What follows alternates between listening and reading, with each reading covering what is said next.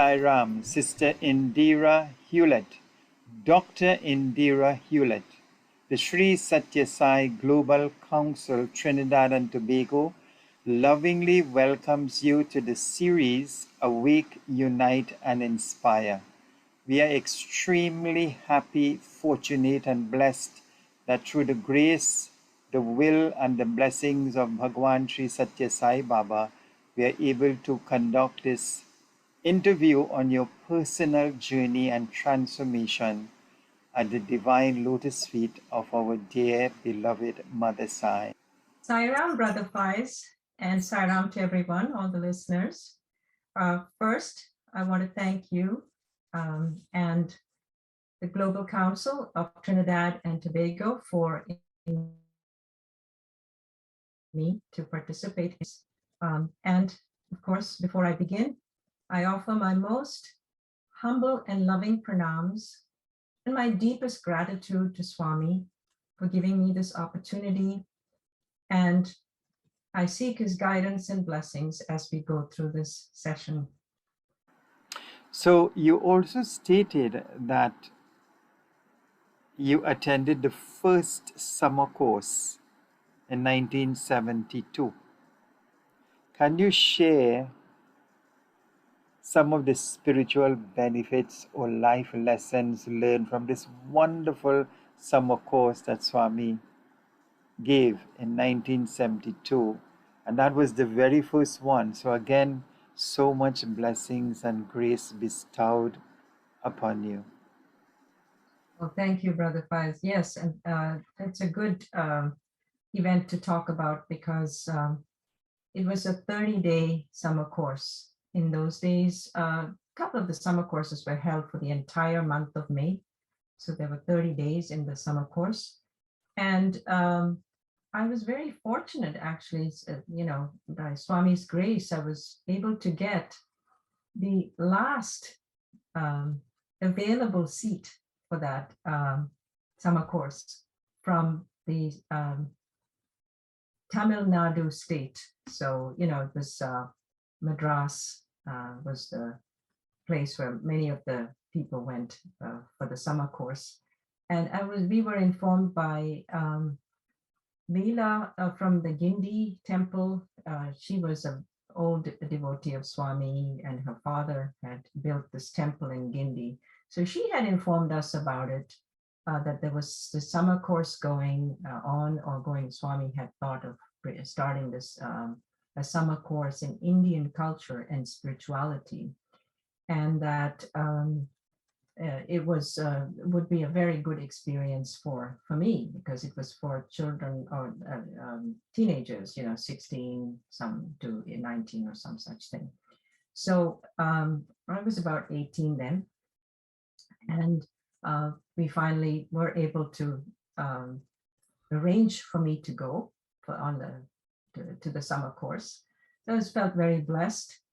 And when I got there, of course, there were children from all over the country, mostly people from India. There were some observers from foreign countries and some other nationals as well, or professionals. But it started out by all of us getting to know each other. So that was a new experience. You put in with people you don't know at all from different walks of life.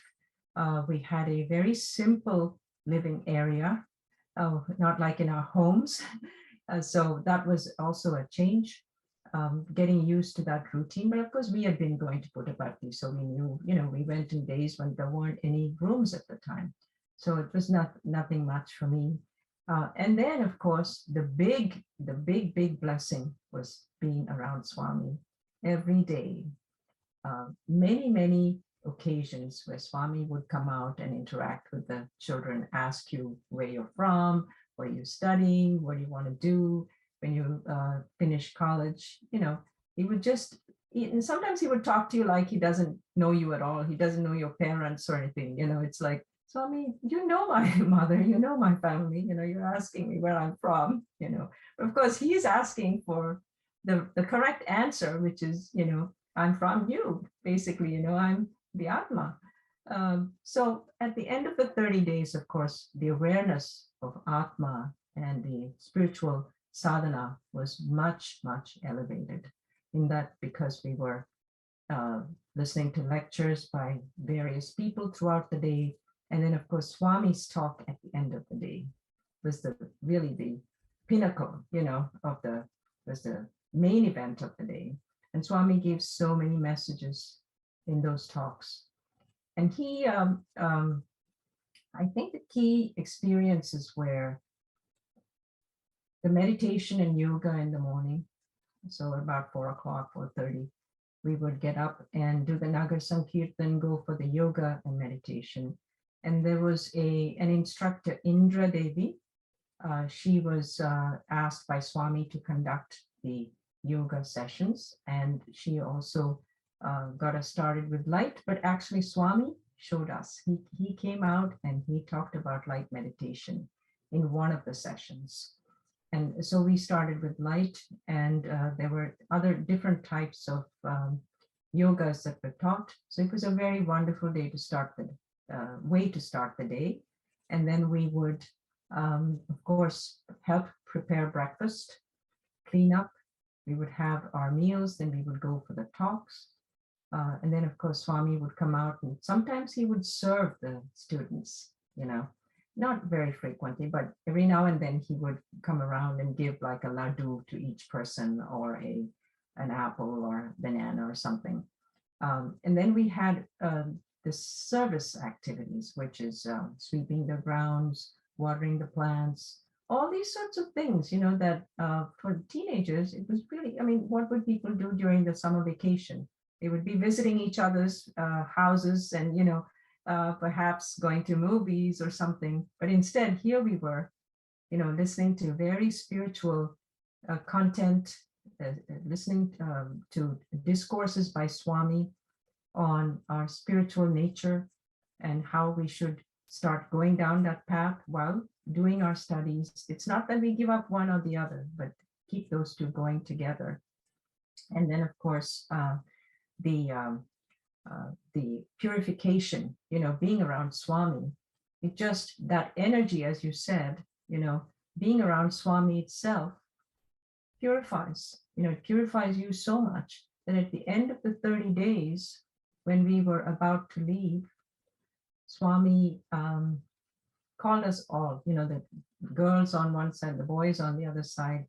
And I can tell you that there was so much crying going on, especially the girls. I do remember myself sobbing away, I said, oh, I don't know how I could go home, I want to stay here forever.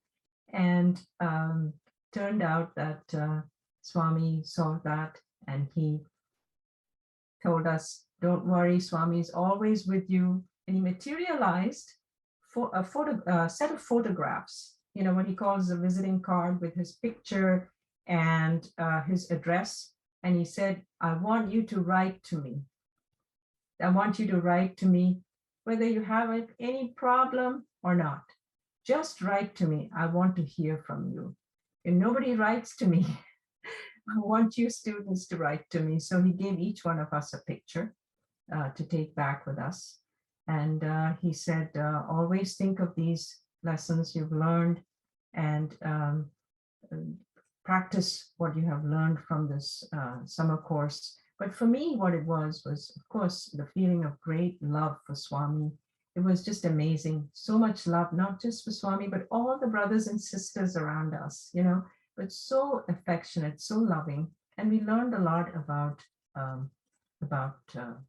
meditation, about service, about how to worship, how to feel the feeling of love, of the divine love for God and for the people around us. So for me, it just was a extremely elevating experience, and it really opened up my heart to, and of course you could say the intellect or whatever, to going forward, exploring the spiritual path even more. So it was a trigger, a very big turning point and milestone for me.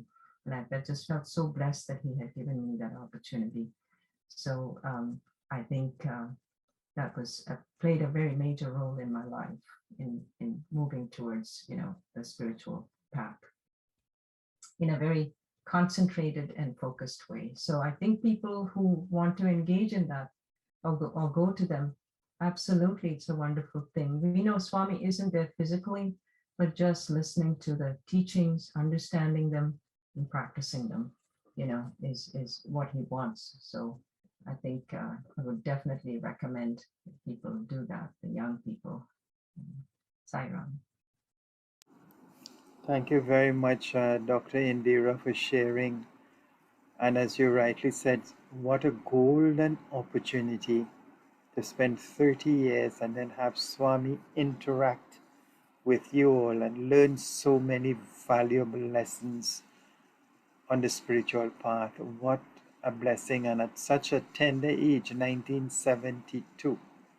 So you were very much a teenager and exposed to these wonderful divine truths at a tender age. But as Swami said, you all are old souls that were with him before.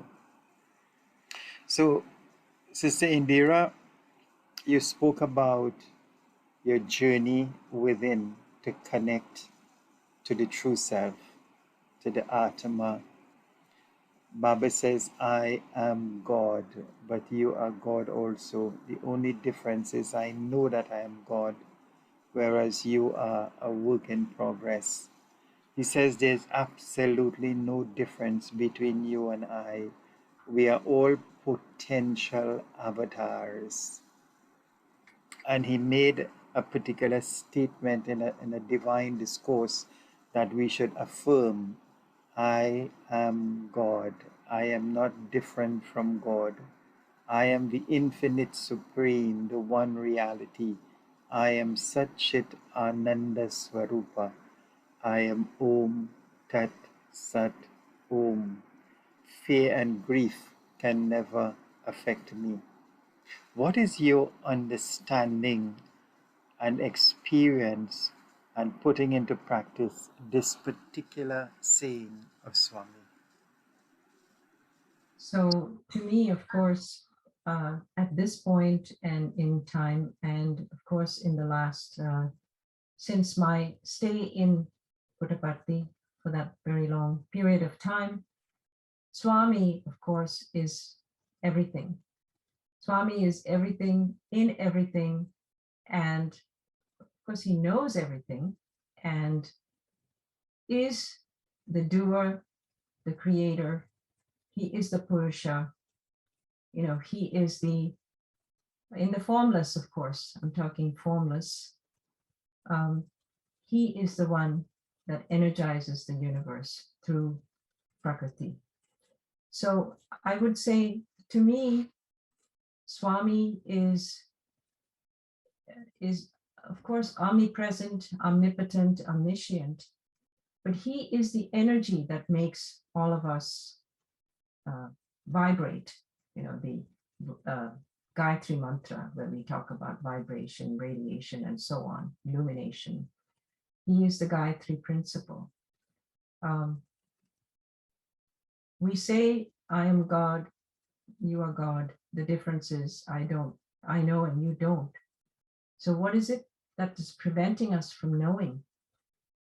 What's preventing us from knowing is our own ego. It's our own fear. It's our, you could say, lack of firm faith. We may have faith, but it may be shaking every now and then. It's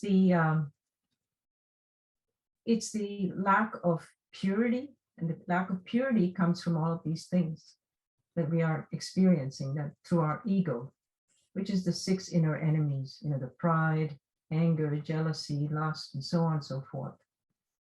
These things prevent us from knowing that we are also God.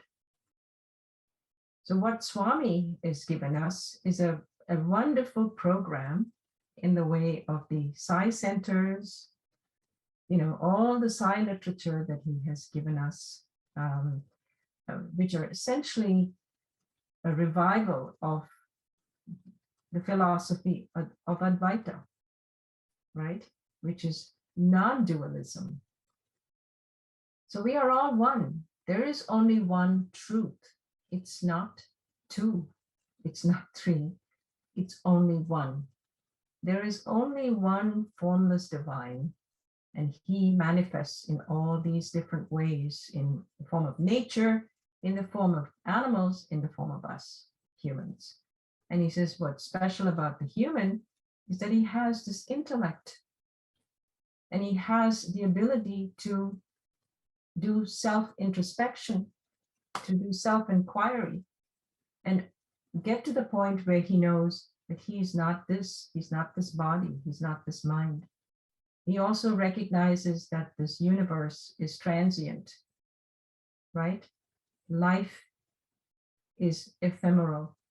We are born today, and when we're born, we're going to die. So we know that. We know that what is born must die. So we know that this is all just sort of a play. You know, he says, all the world's a stage and we're all players. So we must recognize that, recognize the fact that everything in life is transient. And really, all that is attached to human feeling and human emotion is going to lead to disappointment. No question. He used to tell us that in the interview, only if you have an appointment will you have disappointment. In other words, if you're attached to the fruit of your action, you will feel disappointed if it doesn't materialize, and you will feel very elated when it materializes. And you don't want to be in either of these two ends. You want equanimity. That's what self-realization is, you know, having that equanimity and the ability to accept whether it's good according to the world or bad according to the world. So this situation, or this frame of mind or frame of existence, where we say that everything that happens to us is for our good. You know, there are a lot of people who have a very hard time with that, because we see a lot of negative things happening around us, and sometimes it happens to us. But the way we deal with that is to turn it to Swami, turn it over to God. You know, he will turn the tables as is necessary. And when the time comes, it happens on his time, not on our time, but it's for us to be exhibiting patience, exhibiting forbearance, you know, and equanimity. So when we practice all of these teachings, we will see that the borders between, you know, I and you and him, they all go away. And there's only one feeling, and that is God, and that is Swami. Swami is in everybody. Swami resides, you know. He says that Atma is like the atom, right? In his talks, he often says that. It's there. It's the integral part of everything. He is in all of us. That's why he knows. He knows everything about us, because he is us. We just have this coat of the, you know, the body and the mind. We also have the intellect, because we have to function in the world to be able to discriminate good and bad and go with what is good. So I would say that Baba's teachings have been resurrected. He's basically brought forward all the old teachings of many different religions, and we call it Sanatana Dharma, which is the eternal Dharma. So that Sanatana Dharma has as its basis that we are all one. There is only one truth. So Baba has not only brought that forward, but he's also given us a sort of a syllabus with all these human values, which we just talked about. You know, of course, there's Satya Dharma Shanti Prema, which is truth, duty, righteousness, you know, love, nonviolence, and peace, you know, Shanti. So these are the cardinal values, but the sub-values of all these other characteristics, They are very important for us in order to achieve full um, full execution and full realization of these five cardinal values. So that's where things like surrender, having great faith in God, having confidence in your faith. Don't let anybody shake it, right? There are a lot of people who can come by and say things to a person and they start thinking. The mind becomes very active. The human mind is the most fickle of all the faculties that exist, honestly.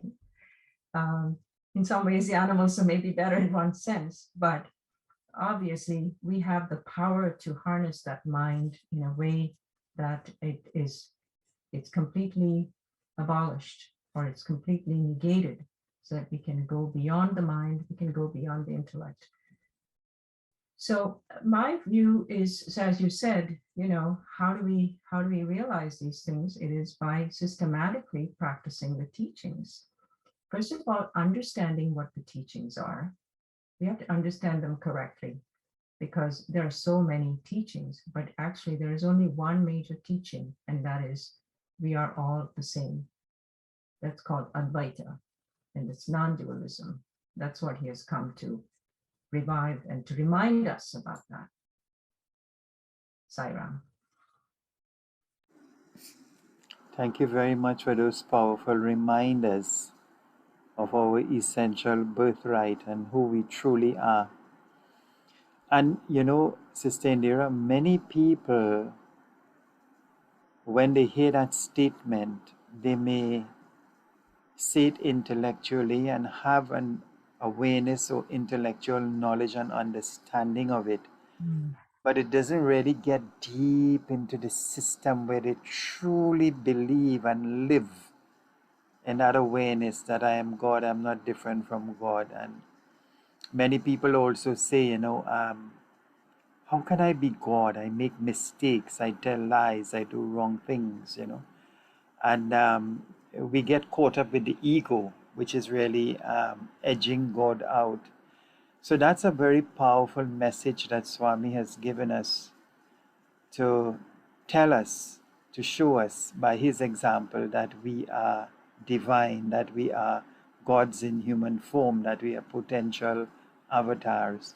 You spoke about fear a little while ago, and there's so much of fear rampant in the society now as a result of the COVID-19 situation. You've had a fear of people losing jobs. You've had a fear of people losing loved ones. There's been an increase of the fear of death. But I want to zero in more on the fear of death. Why do we have, or people have, this fear of death when Swami has said that you are immortal? What is it that causes this fear of death, and how can one conquer it? Sairam, thank you. That is a wonderful question. It's the $100 million question. The fear of death. It's amazing how fearful people are of death. And of course, we know that it's because of the unknown. What happens after death? Where are we going? What is our status? Do we go into a black hole? Do we travel the galaxies as a lost soul? What happens? So there is a lot, of course, of to be known about what happens when the body is shed, and our what we call the vasanas and the antakaranas, they don't really get annihilated, but they stay on. So to know a little bit about death is important. To dwell on death too much is not important. Swami always says that, be prepared, live your life every day as though your body is not going to exist tomorrow.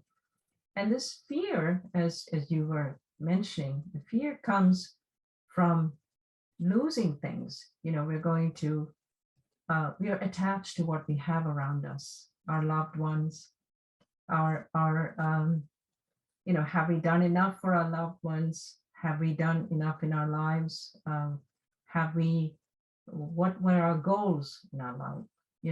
We re-examine everything as we get closer and closer to the time when we are facing this door. We call it death. But what does Swami call it? He says, death is the dress of life. You just take it off, you get another dress. Of course, it sounds simple. But what he is saying is that what is eternal is not dying, right? The eternal principle, the Atma, never dies.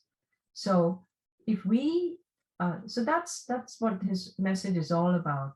Having this fear of death will be shed if we develop these values of surrendering to God, of knowing that He is in charge and He'll take care of us when death actually knocks on our door and takes us away, takes this body away.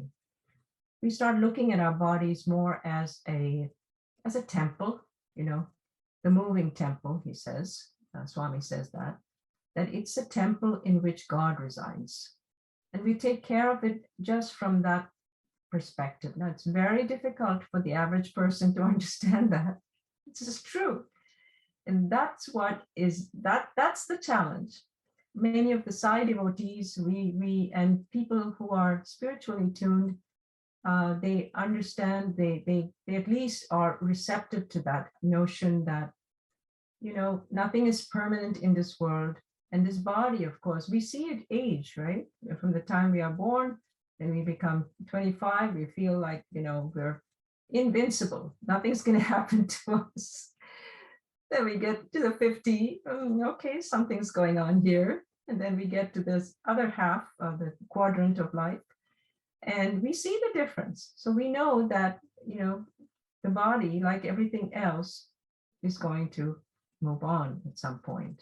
So we have to wake up early. And what Swami has told us repeatedly is to get young children to understand not so much about death, but about the principle of life. That is, life is very precious, and that it's given to us so that we can live in a way that is conducive to our spiritual well-being, because we are the spirit with a body around us.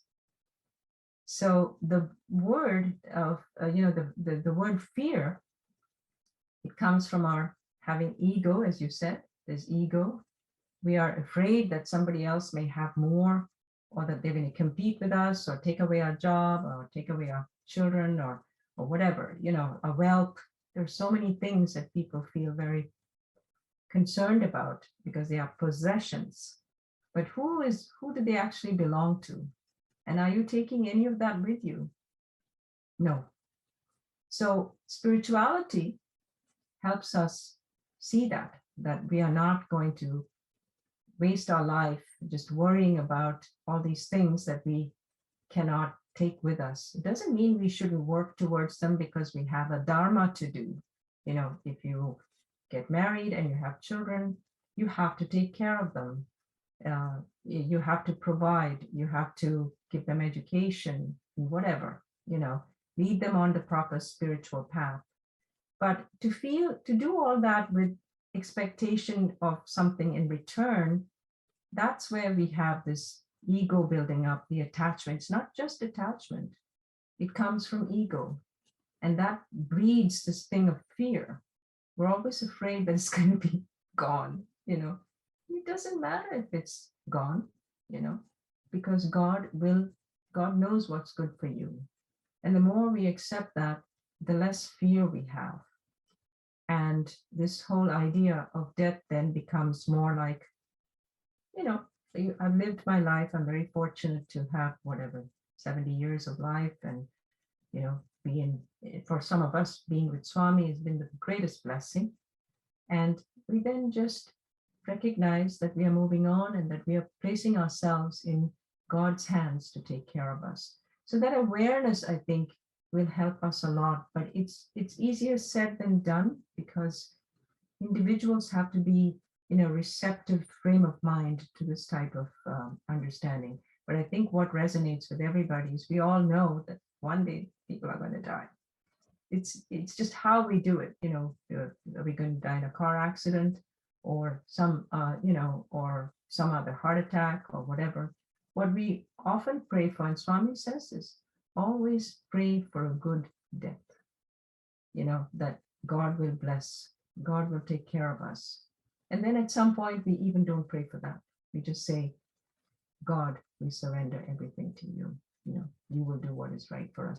So a lot of this thing about death is coming from this fear from ego and attachment. And by going through the values that Swami has given us and practicing them every day, practicing detachment, turning everything over to Swami, we can mitigate that and be ready for it, whenever it happens, and take it joyously. So that's what Baba has been telling us. From the day you're born, you should prepare for that, but not think about it. Don't think about it. There's no need to worry about death. It'll come. It'll come one day. Just be prepared and just say, God, I offer every day, every minute to you, and you take charge of what's going to happen to me. So that would be some thoughts. Sai Ram. Very, very interesting and very comforting advice to those of us who suffer with that. And Sister Indira, I want to go back to your experience in the ashram where you had told Swami, I am surrendering everything to you, my will, my ego, my life. So what really is involved in surrendering? When we say that we surrender to God, is it that we are surrendering, we are performing the action and surrendering, or leaving the results in His hand? Is surrendering alignment of your will with the divine will so that His will guides every aspect of your life? Can you expand a little bit on your understanding of what true surrender to God is? Sai Ram, Brother Faiz, thank you. That's a really wonderful question. And you've already somewhat answered the question yourself, in terms of surrender. It's as you said, aligning our will with divine will is an interesting concept, because of course it is a concept. But Swami often says, is there really free will? No, you don't have free will. He says it's only divine will, and free will simply comes from ego and from our basically from the ego. But on the other hand, if sometimes we may have to invoke that, because there may not be a clear answer. It's a question of whether we are in tune with the divine will. If we are in tune with the divine will, which we can, of course, then the free will disappears and your free will gets aligned with the divine will. But more importantly, I think, is every action that we do, we offer to God. Whatever it is that we are doing, whether it is our meditation or whether it is our experiment. I'm a scientist, I'm doing an experiment, offer it to God and say, you gave me this opportunity, you're going to tell me how to do it. So we offer it to God.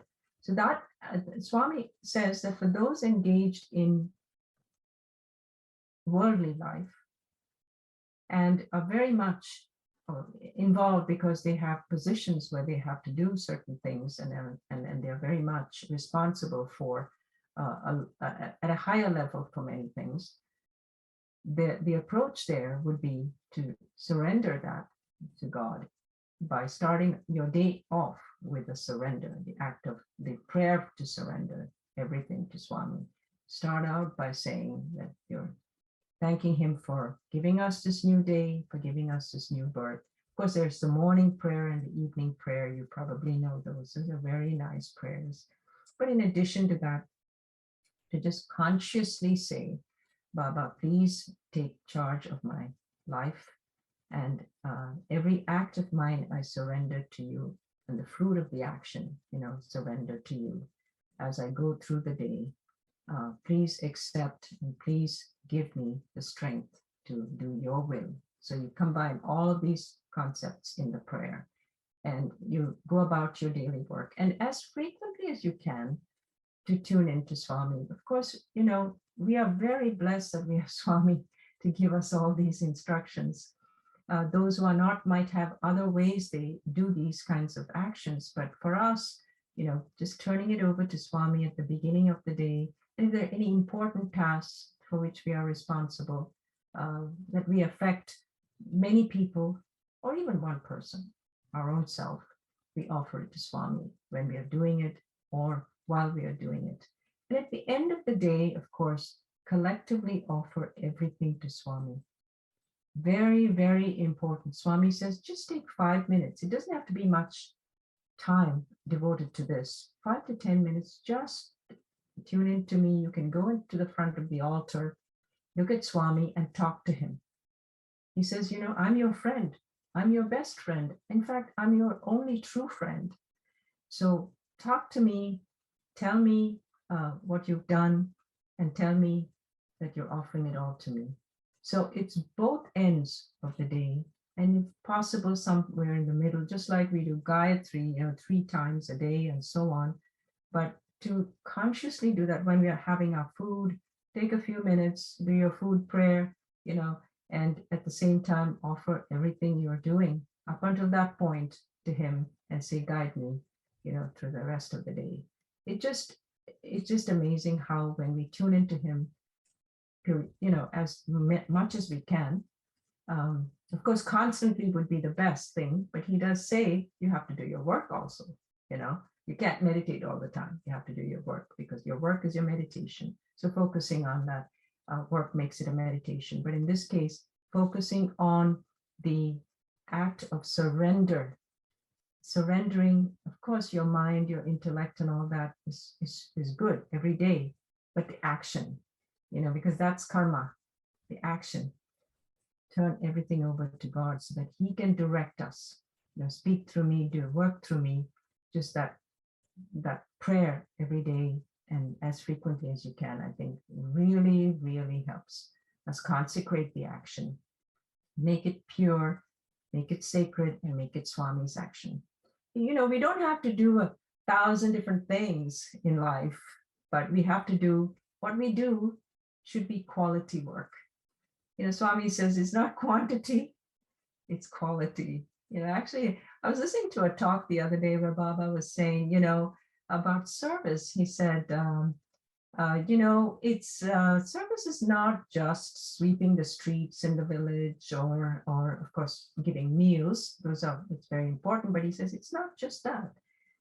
It's if you have a job that you're doing, it has impact, and you're earning money, to practice the values.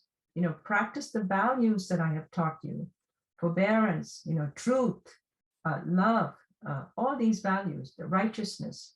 If you practice these values while you're carrying out your daily work at your office, that is worship, that is surrender, that is true service.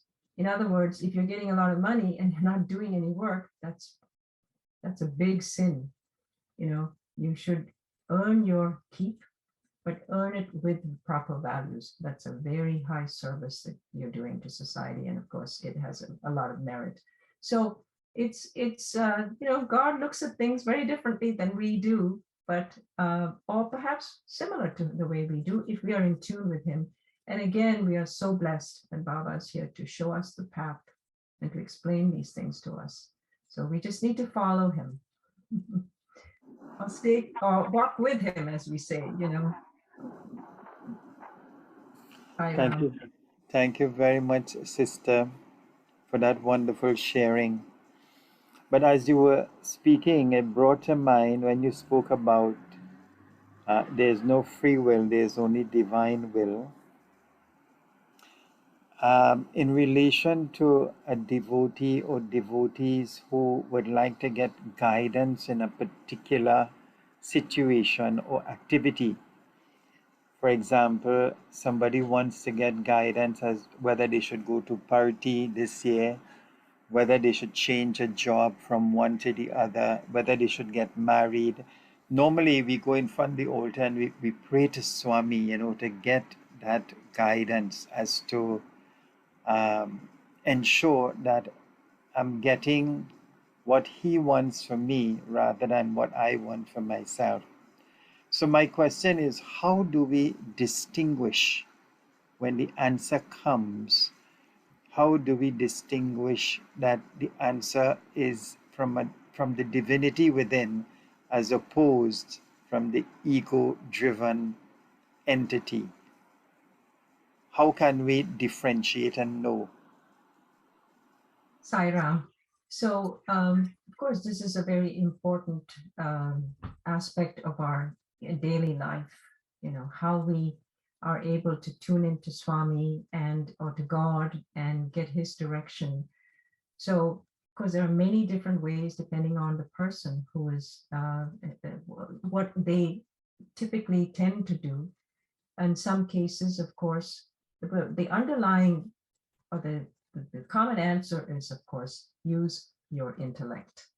Use the intellect, not the mind, but use the intellect. Now, when Swami says intellect, what he means is your intellect must be so high in quality that it is able to distinguish right from wrong. That's one thing, but also what is God's voice and what is our own inner ego or desire, that is kicking in guiding our action.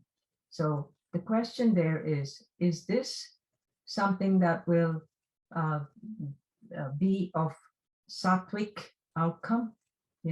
Is there something, I guess the point is that we should examine ourselves seriously and in depth. Where is the prompting coming from?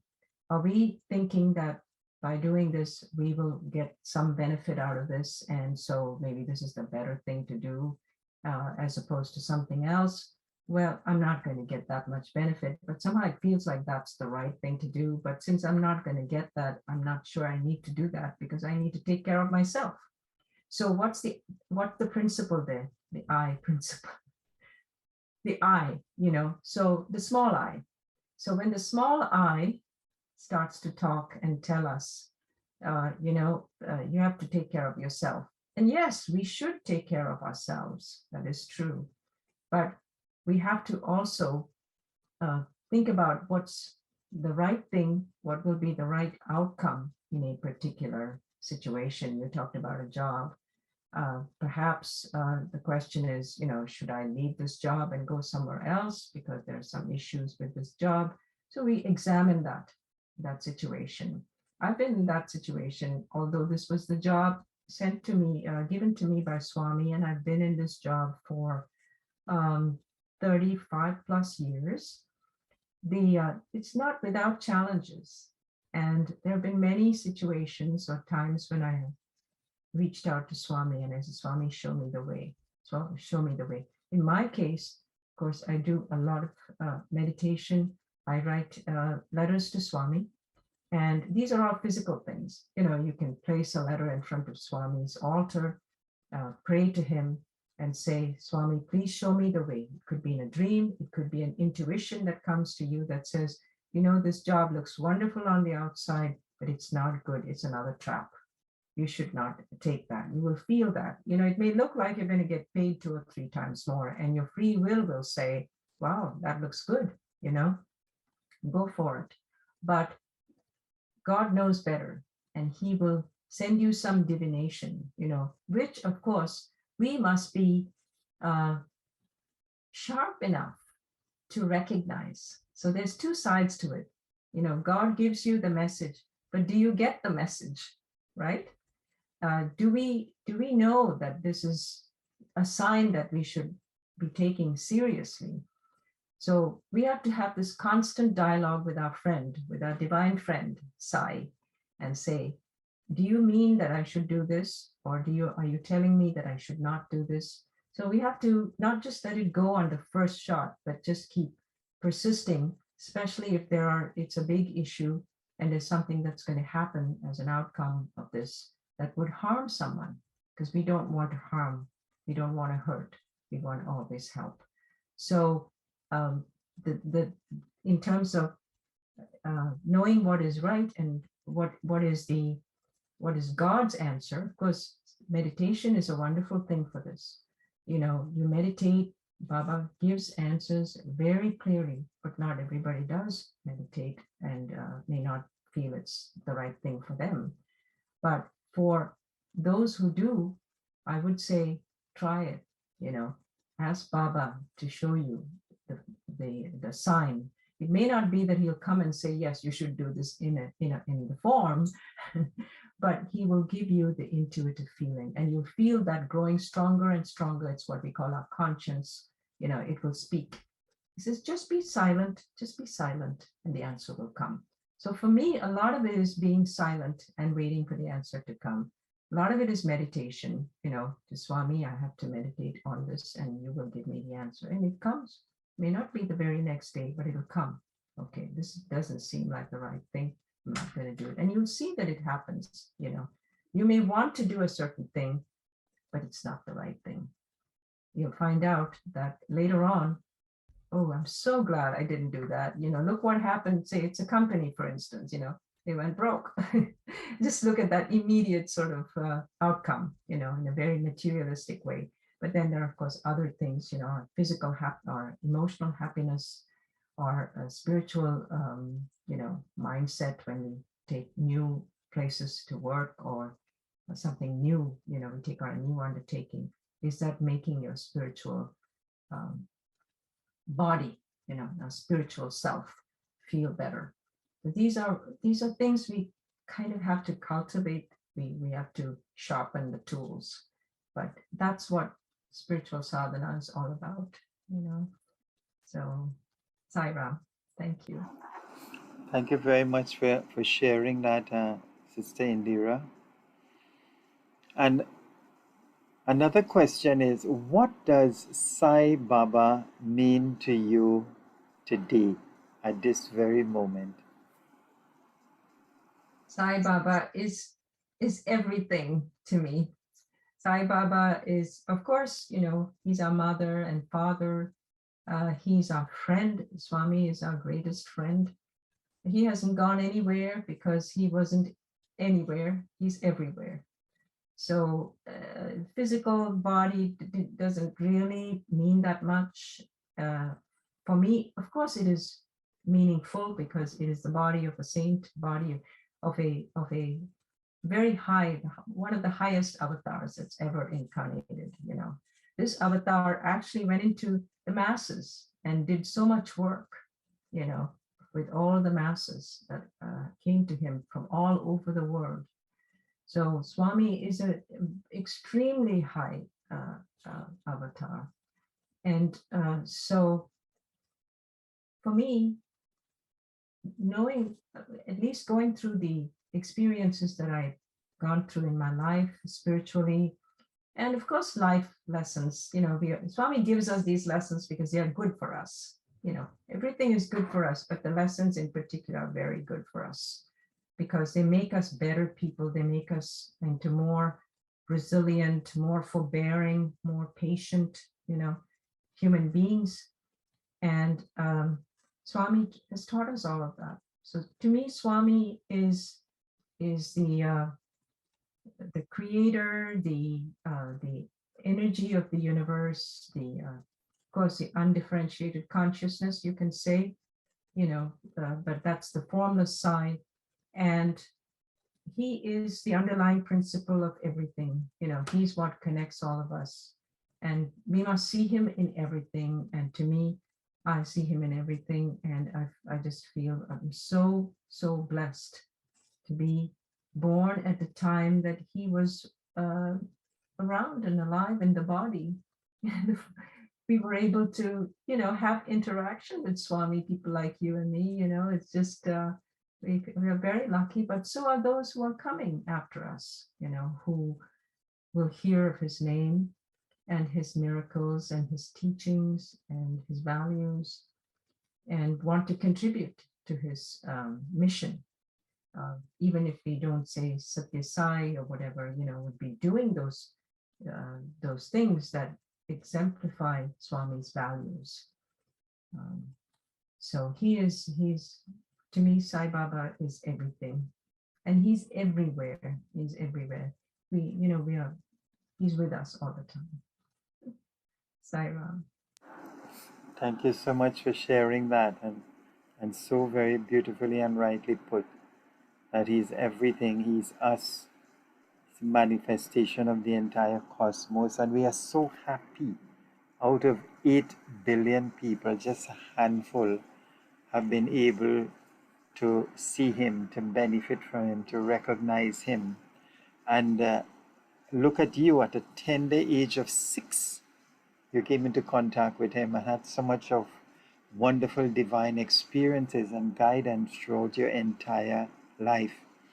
So, my final question, Dr. Indira Hewlett, is we've spoken about Atma, we've spoken about God realization, we've spoken about man's eternal quest and the purpose for which we have incarnated, which is to realize the inherent divinity, with Swami being the supreme divine example.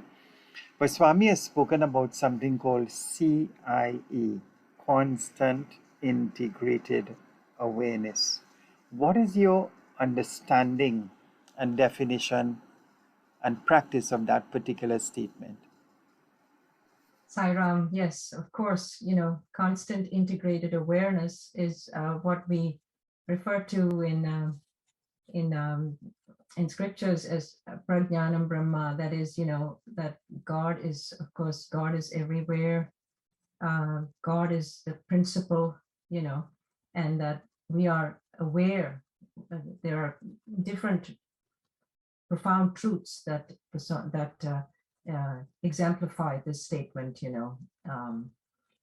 that God is everything and that God is everywhere. And that is what we call constant integrated awareness. So the awareness that God is everything, God is everywhere, and bringing him into our life at every point in our life, that's what we call integration. That is integrating, not just being aware, but also using that awareness to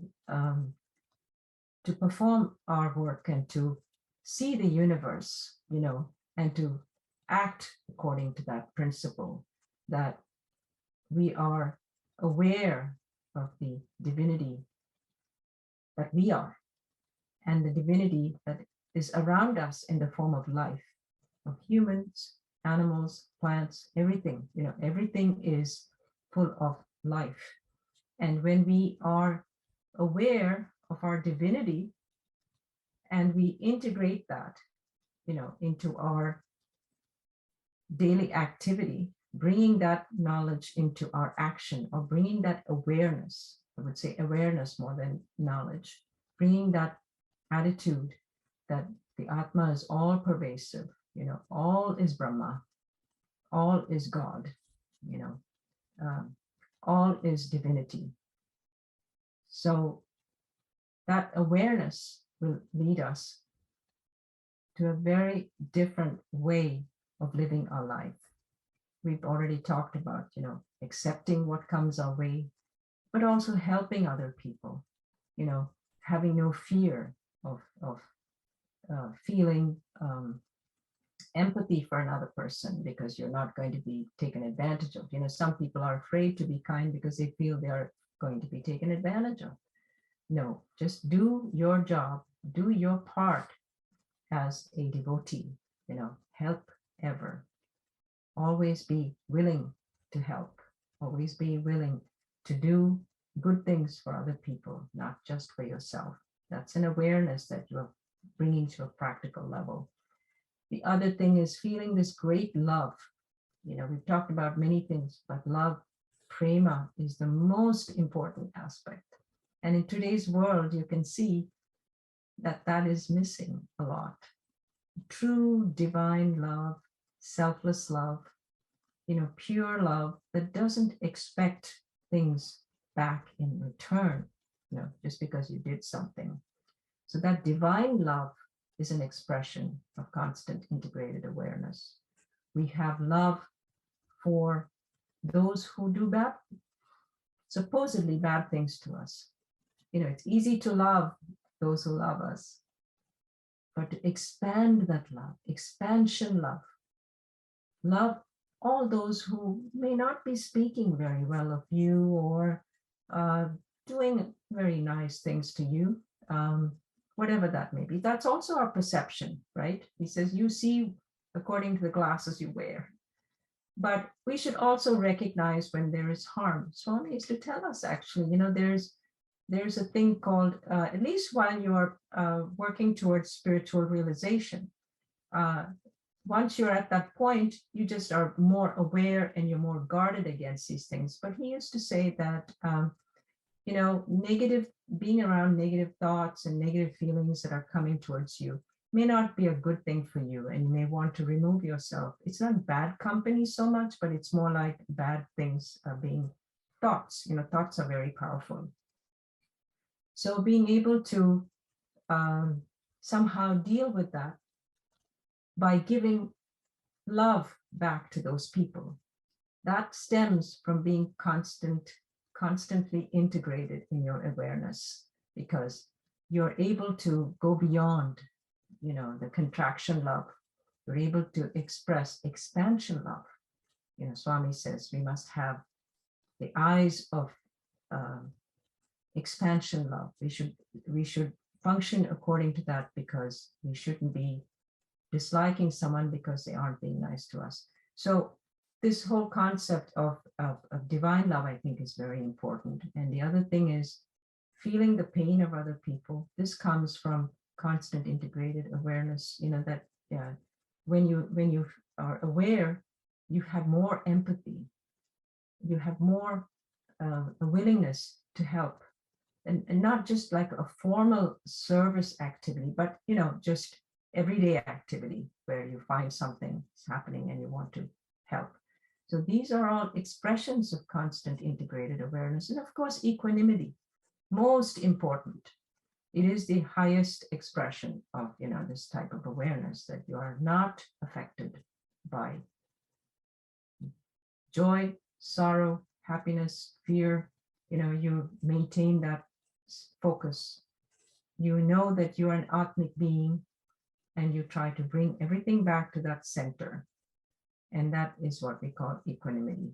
It's samadhi, but it's not samadhi as being, subconscious or unconscious or whatever, but it's samadhi as in being focused and concentrated on the awareness that we have developed inside, so that it is no longer being affected by the goings on around us, and we are able to look at it but remain distant and remain detached and have equanimity. So to me, those are expressions of constant integrated awareness that is why Swami emphasizes that so much. He's of course talked into so many things about it, but the main thing is to have that equanimity and have that broad vision. He always says, develop broad vision, not the narrow vision where you're only worried about yourself and your family and your friends. Broad vision. So, Sairam.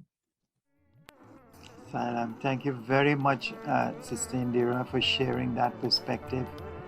And while you were speaking, this other question came to mind, and maybe we can finish with this one.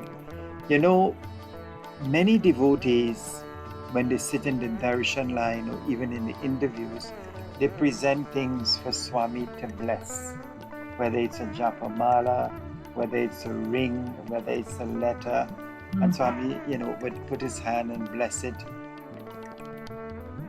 And then the other aspect of it is when he approves of something.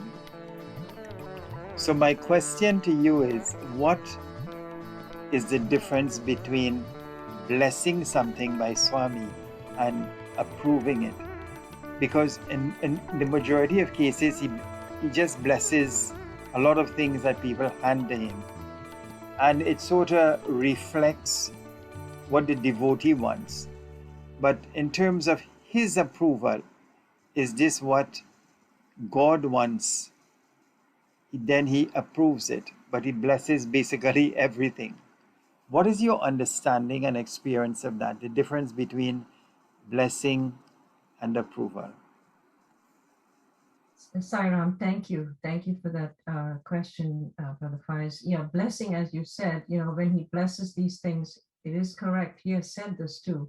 He's blessing them because we ask. We ask. We say, Swami, can you autograph this book? Oh, this was a big thing in the old days. We would always take pictures and a pen, and Swami, can you please autograph this? And so, it was a blessed pen and blessed. So that's all things that we want. It's an expression from us. They're all blessed. If we in our mind think, oh, Swami, you gave me this. It's a blessing from you. So it becomes blessed. But on the other hand, if we attach a certain type of gesture, like he must touch it, that means it's blessed. Or this flower, he touched this flower and he gave it to me, it's blessed. Yes, it is blessed, but you may have had the desire inside. Swami, can you throw that flower to me because I really want it, so he gives it to you. So it stems from, as you said, our interest and our desire to get something. Approve, as I understand your question, is when something, let's say a project or sometimes marriages and things, is that the question that he might say, I approve for you to do this, or I approve for you to do this other project, and so on. Those are tasks that he gives us of his own. He wants us to do that. So if he doesn't want you to do it, he'll tell you, don't do it, right? So that means there is something for you. It's also a blessing of a type, because he is giving you some activity that, or some, whatever it might be, whether it's writing a book. He doesn't necessarily tell everybody to go write a book, right?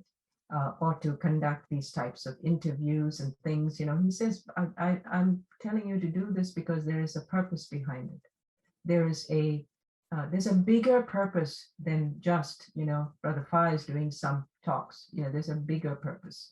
Or if there's a service activity that has a bigger purpose, that serves a bigger group of people. It doesn't have to. Everything is service, of course. We should have that attitude that everything we do in life is serving God. But if we talk about approval, what Swami has told us for approval, it's really this I remember. He said, approve simply means that he is telling us that he thinks the outcome, that in his direction, he's giving you direction, he's giving you guidance. The other one is giving you a blessing because you asked for it.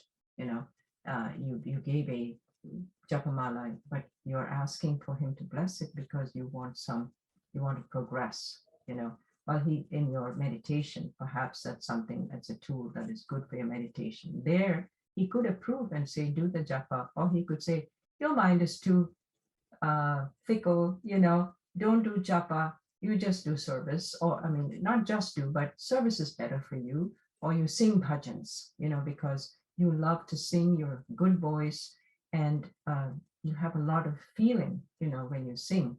That's what God wants. He wants the feeling, the right attitude, when we do these activities like singing a bhajan. So the approval part, I think, is on top of a blessing. It's more like this. This is something you should do because I'm guiding you to do this because there is something there to improve your spiritual outcome. Because all the things that he approves and blesses are for our benefit. Now, the blessing, as you said, you could bless anything, right? He could bless a picture, he could bless a pen. A lot of it is in our mind. It's coming from the mind, that we want it blessed. But the approval part is different in that it's guidance and direction from Swami to give us a meaningful activity that glorifies and benefits mankind. That's my view of, approval. And it's very important, very, very important. And if he wants, he will give the approval, and if he doesn't want, he won't look at you, right? Baba is very good at telling you when he approves of something. And this actually, I'll just say that just before he had the Mahasamadhi in 2011, we had gone on a trip in February of that year. And I wanted to, I was doing work with the university already, Sathya Sai University, but I had a special program that I wrote up in a letter. And I said, I won't do it unless Swami takes this letter. And that one day he came, he wasn't giving darshan. It was February 2011. He was on his way out, right, in the body.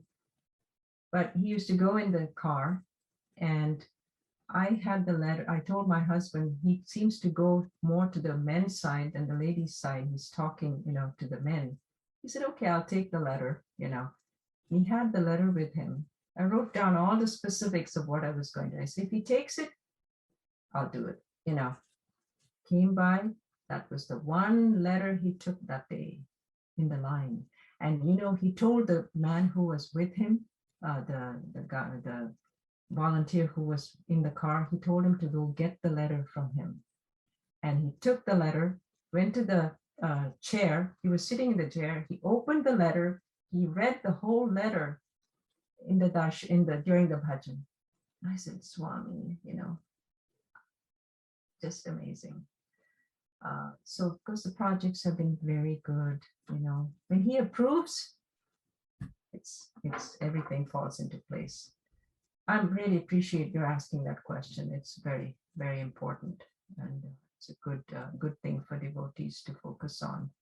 The approval versus just trying to get physical touch is good, but the approval is a bigger level, in my opinion, anyway. Saira and my experience. Thank you so much for sharing that experience. And I guess it ties back in a lot with what we were speaking about, divine will as against human will, what we want as opposed to what the divine will in our life is. So Dr. Indira Hewlett, the Sri Satya Sai Global Council of Trinidad and Tobago, wishes to express gratitude and appreciation to you for taking the time to share your personal journey, your perspective, and your transformation at the divine lotus feet of our beloved Mother Sai. May Bhagwan Sri Satya Sai Baba continue to bless and guide you. May you continue to be the loving instrument you are as his mission unfolds. Jai Sai Ram. Thank you, Brother Faiz. Thank you for this opportunity. And I hope you have his blessings and the entire Sai community and of course the universe. May Swami bless us all and guide us. Sai Ram. Thank you. Jai Sai Ram.